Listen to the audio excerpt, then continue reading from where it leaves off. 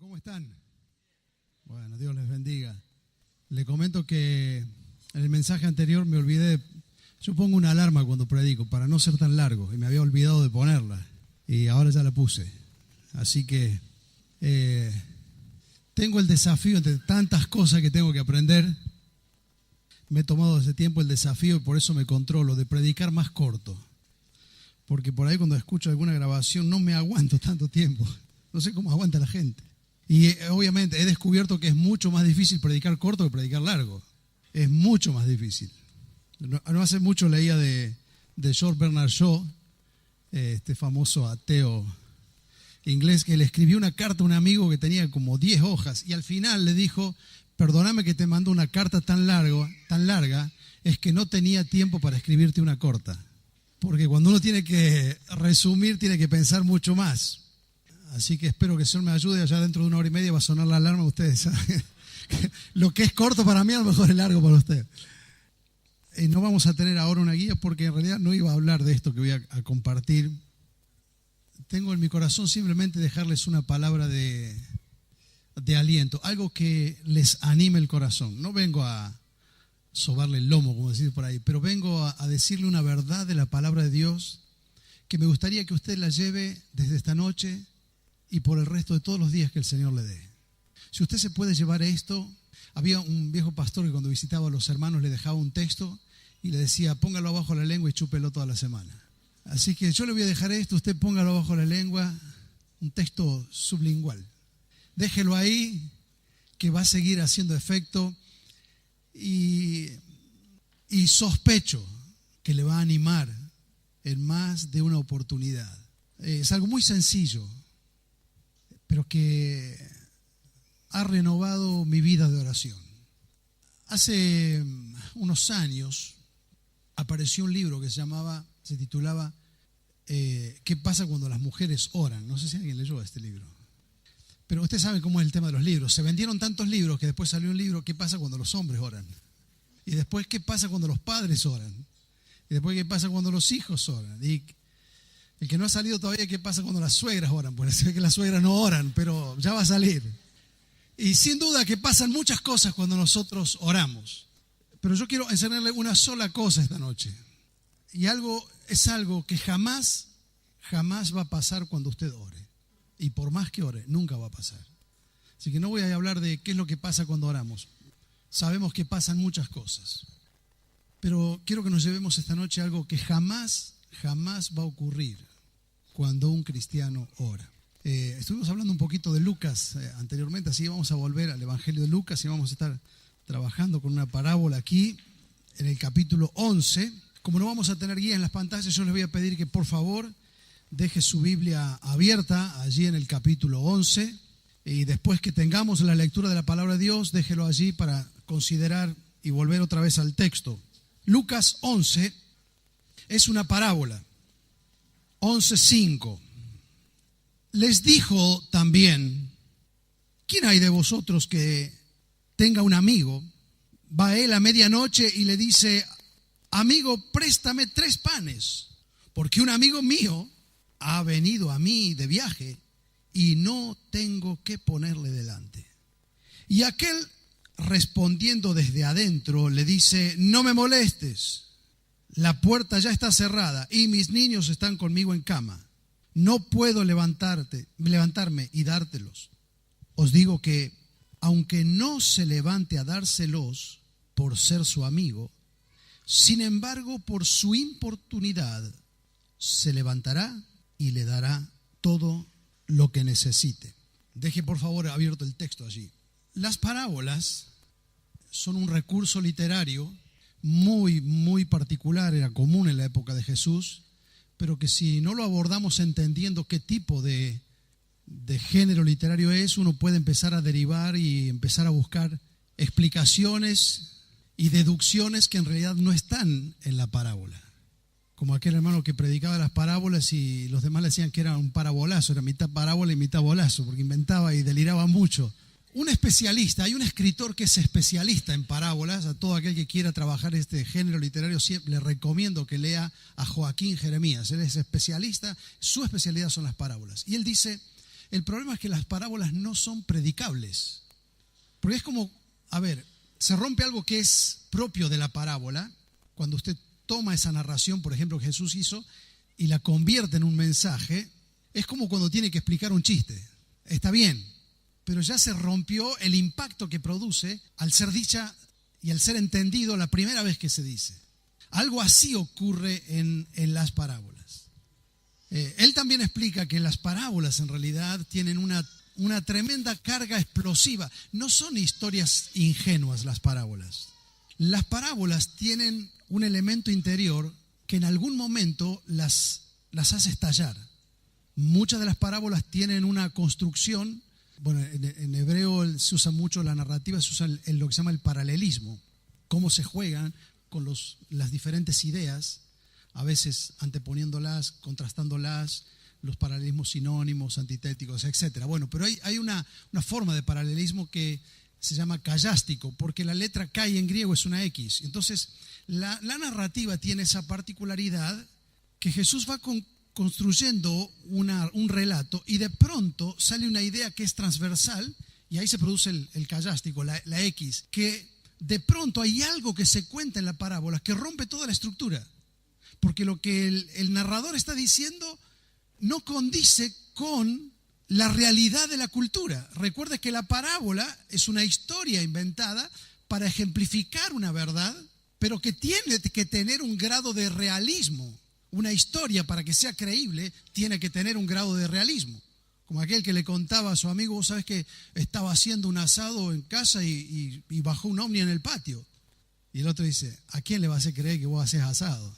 Era poco real, era más fácil que venga un ovni. Las parábolas tienen ese realismo porque recogen experiencias de la vida cotidiana. Pero de pronto Jesús pone en el relato un hecho que es totalmente inconcebible para la cultura y eso hace detonar la historia. A veces eso es un chispazo de humor, a veces es una declaración ofensiva, como por ejemplo un hombre que le habían robado y el único que tuvo de él misericordia, él le cuenta a los judíos que fue un samaritano. O sea, ahí se produce Mire, esto hoy se trabaja lo que se llama la pedagogía de choque. Es decir, hoy los pedagogos y la neurolingüística está hablando que para que una idea sea fijada, el docente tiene que hacer chocar esa nueva verdad que está incorporando con una verdad que la persona ya tiene adentro, que es a veces un preconcepto. Y en ese choque interno es donde se fija la enseñanza. Eso se habla hoy en la neurolingüística. Jesús lo hacía con las parábolas, eso. Teniendo esto un poco en mente, vamos a mirar esta parábola. Que como usted se da cuenta, si tiene la Biblia abierta, esta parábola está contada después que Jesús les enseña el Padre Nuestro. No sé si ha notado. Es muy probable que más de una vez, como algunas otras enseñanzas, Jesús las repitió más de una vez. En el Sermón del Monte, por ejemplo, les habló del Padre Nuestro. Y aquí es otro hecho donde los discípulos veían alguna conexión entre la vida de poder que Jesús tenía y sus momentos de oración y le pidieron. Ahí el capítulo 11 de Lucas, mírenlo cómo empieza. Viene un discípulo y dice, Señor, Juan le enseñó a sus discípulos a orar. Enseñanos a nosotros a orar. Y entonces el Señor les enseña el Padre Nuestro. Hay 19 referencias a la oración en el Evangelio de Lucas y esta es la quinta vez en el Evangelio que vemos a Jesús conectado con la oración. Y entonces, bueno, ustedes ya saben, el Padre Nuestro, Jesús les dice, bueno, ustedes cuando oren tienen que decir así. Lo primero es, Padre Nuestro, que estás en los cielos, santificado sea tu nombre. Venga a nosotros tu reino y sea hecha tu voluntad en la tierra como en el cielo. Eso es lo primero. Si nosotros captamos eso va a dar un nuevo sentido a toda nuestra vida de oración. Porque significa que todo lo que yo voy a pedir después es para que su nombre sea santificado, para que su reino sea establecido y para que su voluntad sea hecha. Eso cambia la perspectiva de las cosas que nosotros pedimos. Es decir, que lo que pedimos debe ser pedido para que su nombre sea santificado, para que su reino sea extendido y para que su voluntad sea hecha. Algunos han dicho, bueno, el Padre Nuestro Jesús primero le dijo a los discípulos sobre las cosas que tenemos que orar sobre las cosas que le interesan a Dios, su santidad, su reino, su voluntad. Y después las cosas que nos interesan a nosotros. Danos el pan de cada día, perdona nuestras ofensas, no nos dejes caer en tentación. Pero es una mala lectura esa, porque uno no puede dividir la vida de esa manera entre las cosas que le interesan a Dios y las cosas que me interesan a mí.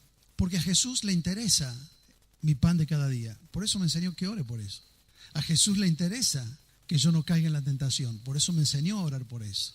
A Jesús le interesa que yo me reconozca pecador y que tenga una actitud de perdón para los demás. Por eso nos enseñó a orar por eso. Y después que Jesús termina el Padre Nuestro, comienza una historia.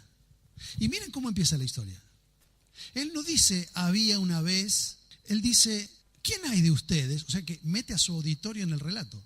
Como diciendo, ¿acaso nunca te pasó esto? Y le empieza a contar. Y como es un hecho tan común para ellos, todos los que están ahí pueden entender y pueden asentir, casi uno los ve sintiendo con la cabeza lo que Jesús les está contando. Porque lo que Jesús les va a contar ahora gira alrededor de 3 elementos que eran casi sagrados para la cultura judía. Lo que Él les va a contar gira alrededor de 3 elementos culturales muy fuertes. Uno es la amistad. Si tiene el texto ahí que hemos leído, mire cuántas veces aparece la palabra amigo ahí. El concepto de amistad es muy fuerte. 4 veces, ¿no? Hay otro concepto que para ellos culturalmente era muy fuerte, que es la hospitalidad. Y nosotros como latinos vamos a entender esto, porque hay culturas que para eso son más frías, ¿no? Tal vez los sajones, los europeos no pueden entender qué valor tiene para una cultura como la nuestra, para la judaica, la amistad y la hospitalidad. Pero hay otra cosa que para ellos es sagrado y es muy importante, y para nosotros como argentinos también, que es la comida. Así que un amigo compartiendo una casa, una mesa y una comida, es muy nuestro esto. Y Jesús pone la historia en ese ámbito. Todo gira alrededor de estos 3 elementos: la amistad, ¿qué más? La hospitalidad y la comida. Y entonces comienza con la historia, la amistad. Dice, ¿a quién no le ha pasado que le cae un amigo a la casa? Ahora, esto es, todos tienen que haber asentido con la cabeza. ¿Por qué? Porque en la cultura de ellos, un amigo jamás tiene la obligación de avisarte que va a venir. Hay lugares donde usted le cae a la casa sin avisar y no lo reciben. Por ejemplo, en Estados Unidos, usted cae a la casa de alguien. Esto ya pasa en algunas grandes ciudades, ¿viste? Usted no le puede caer a un amigo así. Pero los que todavía vivimos, no sé si eso todavía pasa acá en Santa Fe, pero si has vivido en una comunidad chica, en un pueblo, eso es muy común, que te caiga un amigo sin avisarte. No tiene culturalmente la obligación. ¿Recuerdan, por ejemplo, cuando el ángel le anuncia a María que va a concebir por obra y gracia del Espíritu Santo? ¿Se acuerdan? No había evatés en ese tiempo. Entonces, ¿cómo puede saber María que realmente en ese momento ella quedó embarazada? ¿Cómo puede saber? No puede hacerse un análisis. Entonces el ángel le da una señal. Dice, mira, te voy a dar una señal. Tu parienta Elizabeth, que ya es grande y es estéril, está embarazada de 6 meses.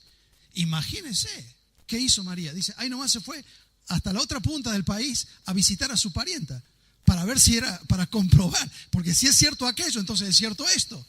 Pero no le mandó un WhatsApp ni le dijo, mirá, che, voy a pasar a visitarte. Le cayó, se fue a visitar. Y eso era muy común en la cultura de ellos, la amistad. Que un amigo puede caer a tu casa sin avisarte. Es más, también es muy común lo que Jesús cuenta, que incluso puede caer, como dice el texto, a medianoche. Ahora, medianoche para ellos no es las 12 de la noche como para nosotros. Recuerde que el día para ellos empieza cuando sale el sol y el día termina cuando el sol se pone. Y hay que ahorrar energía, no hay que andar en pata y en chombo en la casa, no hay aceite. Entonces, para cuando el sol entra, ya tiene que estar la familia comida y tipo a las 6:30 de la tarde ya está en la cama. Así que un amigo le venga a golpear a las 10 de la noche, el otro hace 3 horas y media que está en la cama. Y es como medianoche y te golpea la puerta. Entonces, mire, Jesús está contando. Ahora imagínense la gente. ¿Quién en una cultura así, donde es tan común que alguien te venga a visitar? Incluso imagínense, los viajes generalmente se hacían caminando. Y entonces sale y entonces usted no tenía el GPS que le dice que va a llegar a tal hora. Y de pronto el sol es demasiado abrasador y encuentra un refugio, un oasis al mediodía y se queda hasta el atardecer cuando el sol sea más suave y después retoma el viaje y le cae a la casa cuando ya oscureció. Así que por un lado está el elemento de la amistad. Alguien dice, ¿a quién de ustedes no ha pasado que viene alguien a visitar a su amigo Y acá entra otro elemento, el tema de la hospitalidad. De cara a casa y lo tenés que recibir. La hospitalidad para ellos es un elemento muy fuerte. ¿Sabe por qué? Porque en la cultura oriental la hospitalidad es inviolable. ¿Sabe qué significa? Por ejemplo, hay varios relatos en la Biblia. Génesis 19, Jueces 19. Por ejemplo, Génesis cuando Lot hospeda en su casa unos varones, ¿se acuerdan? Nadie puede entrar a su casa, porque eso es como entrar, es como si usted tiene asilo en una embajada. Cuando alguien de la comunidad le abrió la puerta y lo recibió, si alguien de la comunidad quiere tomar su vida, no puede entrar a la casa. Va a golpear, va a insistir para que lo saquen. Por eso le decían, saca a esos varones. Mire si esos no podrían haber entrado. Si era la multitud del pueblo, ¿cómo no van a poder entrar? En Jueces hay un caso parecido también, porque la hospitalidad es sagrada, es inviolable. Ahora, si usted entiende eso, va a entender el Salmo 23, porque el salmista dice, mire, Señor, vos me preparás la mesa, es decir, la hospitalidad y la mesa, aún en presencia de mis angustiadores. El angustiador pueden llegar hasta la puerta, pero el hecho de que vos me recibís, Señor, que vos me das hospedaje, significa que le podés cerrar la puerta al enemigo en la cara. Por más que el enemigo esté en la puerta, mientras yo estoy sentado en la mesa, no pasa nada. El Señor está conmigo. Aderezas, me preparas la mesa, es decir, me das la hospitalidad, me recibes, aún en presencia de mis angustiadores. Por eso puedo tener paz. ¿Ves? Eso es un elemento cultural muy fuerte. Recibir a las personas sería una vergüenza para la comunidad. Sería una vergüenza para la comunidad que la persona tenga que contar, fui a la aldea tal y nadie me recibió. Por eso es tan vergonzoso y tan dramático el cuadro de la Navidad. Alguien que llega a una aldea donde no hay lugar. Ponga esto usted en un pueblito chico del norte donde toda la gente se conoce y que alguien llegue. Sería una vergüenza, una ofensa, una mancha para la comunidad el hecho de que nadie haya abierto la puerta. Pero entonces, y ahora hay otro elemento. Y es que para ellos también la comida es muy importante. Usted no puede hospedar a alguien si no le pone la mesa delante. Los judíos tienen casi 4.000 años de teología sobre la comida. Es tan sagrada que para un judío comer en la calle era ofensivo. Los perros comen en la calle. Y ellos decían, no hay pan sin Torá y no hay Torá sin pan. Y jamás se cerraba un tratado, como por ejemplo cuando Abraham mandó a buscar esposa para Isaac y lo mandó a su siervo Eleazar. Él no comió y no se sienta a mesa hasta que no se ha arreglado. Y eso en la cultura oriental es muy común. Hasta que no se arregla, primero arreglamos el trato, después que cerramos el negocio comemos. Es tan importante la mesa, nuestra celebración más sagrada, la cena del Señor, la Eucaristía. Jesús la instituyó alrededor de una mesa. Y con un elemento que es muy importante para ellos. Y ya vamos a ver por qué, el pan. Entonces usted no puede recibir a una persona y no darle la comida. Y hay algo muy común en la cultura también, que nosotros por ser latinos lo vamos a entender. Primero, sería una ofensa que la persona que recibe no le ofrezca comida. Pero también sería una ofensa que si el anfitrión le pone la comida, el huésped no la coma. Como cuando íbamos a visitar a la tía, antes de ir tu mamá te decía, más vale que se coman todo lo que vi y no rezonguen, porque tenés que comer. Y todavía hay entre nosotros comunidades en el norte donde aún le ofrecen un mate. Para ellos sería muy mal visto que usted venga y no ofrecerle un mate, pero sería igualmente mal visto que usted no le acepte ese mate. Así que es un código cultural. Hay que poner algo y lo que te pongan, más vale que lo comas. Y entonces, mira el cuadro que Jesús le pinta. Así que ahí están los tres elementos. Alguien recibe una visita en la aldea, le cae de sorpresa y dice, no tengo nada. ¿Alguna vez escuchó esa frase en su casa? No tengo qué ponerme. ¿Alguna vez escuchó eso? Tenga mucho cuidado cómo interpreta esa frase, porque eso puede ser el inicio de la Tercera Guerra Mundial. Dice, cuando dice no tengo qué ponerme, usted va y abre el ropero y dice, ¿cómo que no te mirás todo lo que tenés? Porque lo que está diciendo a lo mejor la otra persona no es que no tengo, es que no tengo algo adecuado tal vez para este momento. Eso es lo que está diciendo. Ahora, cuando él dice no tengo nada que ponerle delante, ¿y por qué va a pedir el pan? ¿Por qué es tan importante esto? Porque sin pan en Oriente no hay comida. Porque el pan es el plato, es la cuchara, es el cuchillo y el tenedor. No, recuerde, no existían los cubiertos. Se come con el pan. Así que usted puede tener unos garbanzos, puede tener un potaje, pero si usted no tiene pan, no tiene manera de darle nada. Es como si usted tiene un locro en su casa, pero no tiene una cuchara, no tiene un plato, no tiene un tenedor. ¿Qué hace con el locro? ¿Cómo lo come? ¿Con la mano? Entonces, la manera de comer era justamente en el potaje, se preparaba, o aún cuando había una carne, se ponía como cuando Jesús está en la celebración de la cena y dice, anuncia quién lo va a traicionar, que es el que moje con él el pan. Esos son los cubiertos, el pan. El pan es la cuchara, es el cuchillo, el tenedor y es el plato. Y ahí con el pan se unta, se pone, se come. Y entonces, ahora mire la escena, este hombre, qué vergüenza sería que alguien viene. A ver si no te ha pasado esto, dice el Señor, que llega a medianoche y no tenés que darle.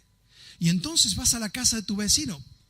En los pueblos era muy común, anda a decirle a la vecina si no te presta un poco de azúcar. Era muy común. ¿Qué es lo primero que haces? Vas de alguien que tenés confianza, porque es tu amigo, y le golpeas la puerta. Y acá Jesús rompe el estereotipo cultural, porque los que están escuchando a Jesús saben que cuando un amigo te golpea la puerta y dice, mira, me ha llegado gente, ¿tenés algo de pan para darme? Todos saben que lo que va a ocurrir es que entonces este hombre se levanta y le da pan. Y Jesús mete un elemento casi de humor sarcástico, no sé cómo llamarlo. Pero dice, el otro desde adentro dice, ya estoy acostado. Imagínense cómo habrá sido eso. No era lo que ellos esperaban que Jesús iba a meter en la historia. Ni siquiera le dice, no tengo pan, porque después se levanta y se lo da. Así que tenía pan. Pero es tan vago, es tan cara dura, este cachafaz que le dice, no, yo ya estoy en la cama. Mire la excusa que le pone. Y dice, y la puerta está cerrada. Y la gente se habrá reído. ¿Cómo? Si tenían puertas, las puertas en la aldea ni se trancan. Y si los niños están en la cama, si puede ver lo que eran las casas, era muy chiquito.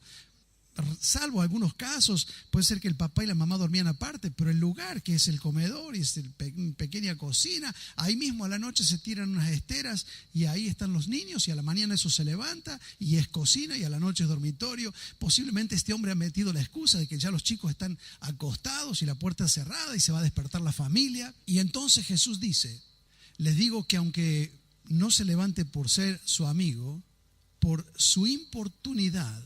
Y acá hemos tomado esta idea nosotros. Y hemos hecho de esta parábola la idea de que el asunto es que nosotros golpeemos, insistamos, porque Dios está en el cielo esperando a ver cuántas veces se lo vamos a pedir. Y después que dejaste de pedir, le dice, estaba esperando que me lo pidas 50 veces. Si me lo pedías por 50 veces te lo iba a dar, pero pediste 48, no te lo voy a dar. Entonces seguí insistiendo. Ahora, la idea de importunidad ahí es, literalmente el texto significa poner en compromiso. Es decir, simplemente porque se lo pidió, se lo mencionó a su necesidad, ya lo puso en compromiso. Ahora, lo traigo esto a nuestra cultura. ¿No le pasa a usted que cuando un amigo, una persona, si es una persona muy cercana, le comparte un problema, ya solamente por habérselo mencionado, aún sin que le pida nada, ¿usted siente que lo ha puesto en un compromiso? Tal vez de no solamente decir, bueno, voy a orar, sino de hacer algo. Bueno, esa es la idea. Y entonces sería una vergüenza que esa persona no sea recibida y no se le dé de comer. Y entonces, porque es puesto en esa obligación, se levanta y le da la comida. Ahora mire lo que Jesús va a decir. Mire cómo termina. Verso 8. Les digo que aunque no se levante a dárselos por ser su amigo, sin embargo, por su importunidad, se levantará y le dará todo lo que necesite. Aplicación. Y yo les digo, pedid y se os dará, buscad y hallaréis, llamad y se os abrirá, porque todo aquel que pide recibe, el que busca halla y al que llama se le abre. ¿Qué está diciendo Jesús? Hay algo, y esto es lo único que vamos a llevarnos esta noche, que jamás va a ocurrir cuando un hijo de Dios golpee las puertas del cielo en oración. Jamás serás rechazado. ¿Cómo es que un perfecto, vago, grosero, un patán que aún inventa una excusa para no levantarse, sin embargo se siente obligado y se levanta para no quedar en vergüenza ante la comunidad. ¿Cómo es que él se va a levantar para darle el pan a su amigo? Y Dios no se va a levantar cuando un hijo lo llama. ¿Se acuerda lo que Jesús enseñó antes? Él les dijo, ustedes tienen que pedir el pan todos los días. Y después le contó esta historia. ¿Cómo es que el más vago del pueblo se siente obligado a levantarse porque un amigo se lo pidió? Y Dios no se va a levantar para darle el pan a un hijo que golpea la puerta. ¿Cómo es que Dios no va a hacerlo? Jamás Dios permitirá que su nombre caiga bajo semejante vergüenza de no haber atendido, de no haber escuchado a un hijo suyo. Por eso hay muchas cosas que pueden pasar cuando uno ora, pero hay una sola, y es lo que nos vamos a llevar hoy, que jamás va a ocurrir. Jamás va a ocurrir cuando tú ores, que serás rechazado. Nunca Dios desatenderá tu clamor. Yo no pensaba hablar de esto esta noche. Y orando y pensando, el Señor traía esta palabra a mi corazón. Y tal vez es lo que muchos de los que estamos aquí necesitamos recordar. Tal vez lo sabíamos, pero ha llegado un momento donde uno a veces empieza a dudar.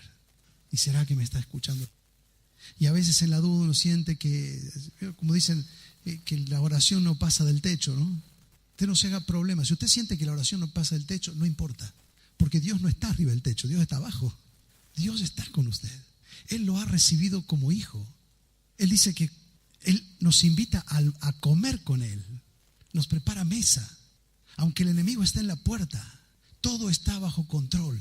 Dios jamás permitirá que su nombre caiga en vergüenza. Jamás alguien podrá decir, Dios no me escuchó. Puede ser que en nuestra impaciencia queremos apurar los tiempos.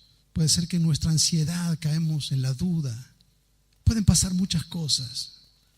Pero yo quisiera decirte, mi hermana, mi hermano, Dios está escuchando lo que vos le estás diciendo. Dios toma muy en serio. Aún el libro de Apocalipsis nos muestra en una de las escenas, Juan, que delante del trono están todas las oraciones que los hijos de Dios un día han hecho, como llenando esa atmósfera de oración. Dice que se derrama un incienso que son las oraciones de los hijos de Dios. Todo va a estar y está delante de su presencia. Y cuando se avecinan días de crisis, problemas económicos, hay gente que tal vez ha quedado sin trabajo, hay problemas en la familia o problemas con los hijos. Jesús nos viene a recordar esta noche con una historia que es casi graciosa para la gente que la escuchaba ahí. Que hubo un fulano en un pueblo que era tan vago que inventó una excusa para no levantarse, pero se sintió obligado y para no quedar en vergüenza se levantó. Si un vago, si un cachafaz de una aldea cualquiera se siente obligado porque un amigo le golpea la puerta, ¿cómo Dios no se va a levantar cuando un hijo lo llama? ¿Estás orando por tu esposo? ¿Estás orando por tus hijos? ¿Estás orando por alguien que se ha alejado del Señor? ¿Estás orando por tu matrimonio? ¿Por tus padres que no conocen al Señor? ¿Estás orando por una necesidad económica? ¿Por un problema de salud? Quiero decirte una vez más, hay algo que jamás va a suceder. Jamás Dios desechará a aquel que le busca en oración. Pero la iglesia ya no cree en la oración. No sé si pasa aquí también que hay gente que manda motivos de oración para la reunión de oración. ¿Y cómo?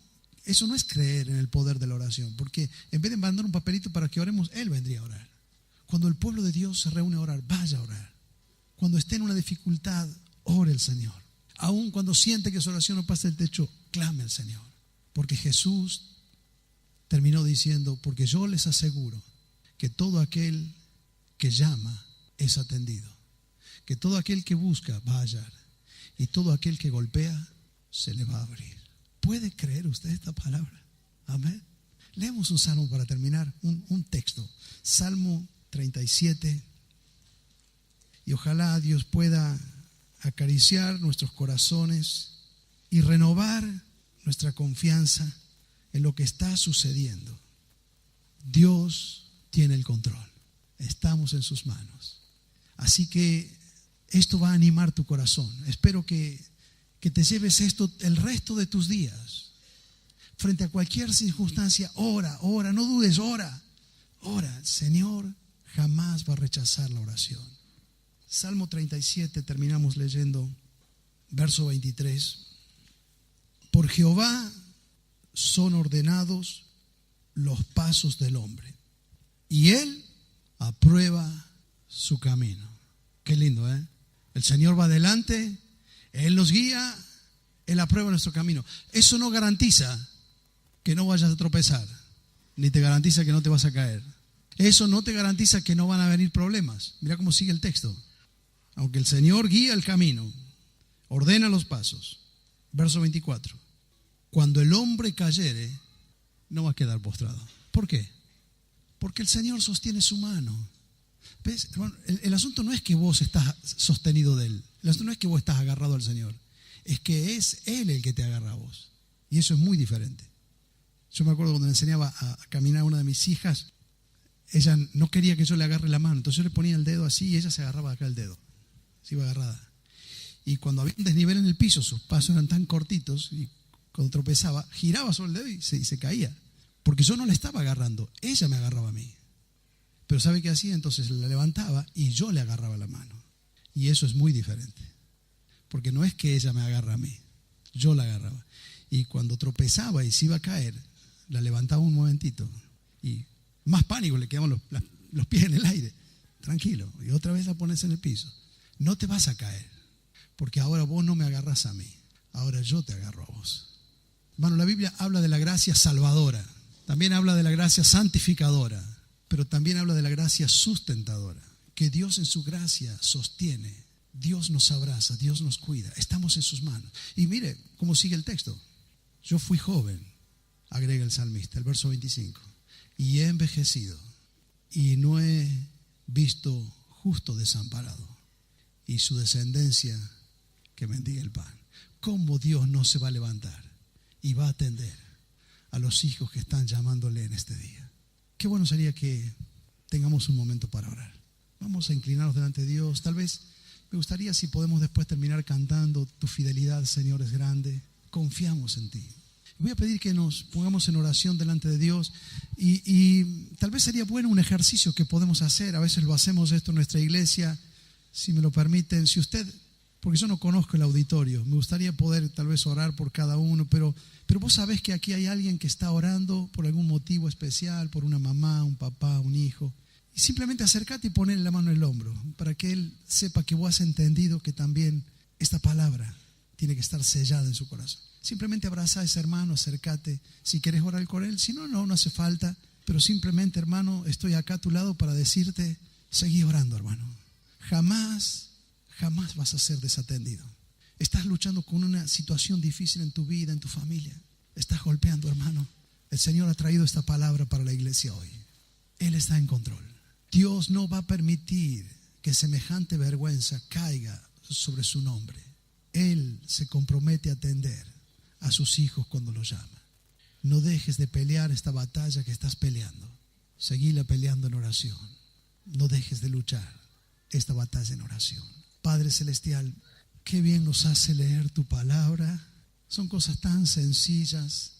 Tal vez es una verdad que supimos desde la infancia. Pero tú sabes, Señor, que cuando estamos en pruebas, a veces nos asaltan las dudas y pensamos que tú no nos estás escuchando. Tal vez algunos de nosotros podemos recordar cosas por las que estábamos orando y dejamos de orar. Señor, gracias te damos porque podemos confiar en que tú sostienes nuestra mano, que tú no nos vas a soltar. Gracias, Señor, porque cada vez que un hijo tuyo te llama, tú te levantas a atenderlo. Y Señor, tú sabes que aquí hay personas que están orando por mucho tiempo, por el pan, por el trabajo, por una situación difícil con un hijo. Hay hermanas que están caminando solas el camino de la fe y están orando por sus esposos. Hay gente que está orando y clamando por una situación puntual en su salud. Y Señor, nosotros elegimos esta noche creer tu palabra. Confiamos en ti, Señor. Tú no nos mientes en tu palabra. Señor, infunde aliento a nuestro corazón Que a través de esta palabra sea otra vez renovado en nosotros el anhelo de orar, de buscar tu rostro. Danos una nueva sed, Señor, por buscar tu presencia en oración. Y gracias te damos, Señor. Gracias te damos. Porque hay algo que jamás va a ocurrir cuando oremos. Y es que jamás seremos rechazados. Gracias, Señor, por recibirnos en tu mesa. Gracias por hospedarnos como tus hijos. Gracias porque aderezas mesas delante de nosotros, aún en presencia de nuestros angustiadores. Unges nuestra cabeza con aceite y nuestra copa está rebosando. Gracias te damos, Señor. Oh Señor, que esta palabra pueda quedar y permanecer a través del tiempo en cada uno de nuestros corazones, para que aprendamos a ser un pueblo que ora, creyendo que Dios nos escucha. Gracias te damos por tu fidelidad, Señor. Te bendecimos en el nombre de Cristo Jesús. Amén, Señor.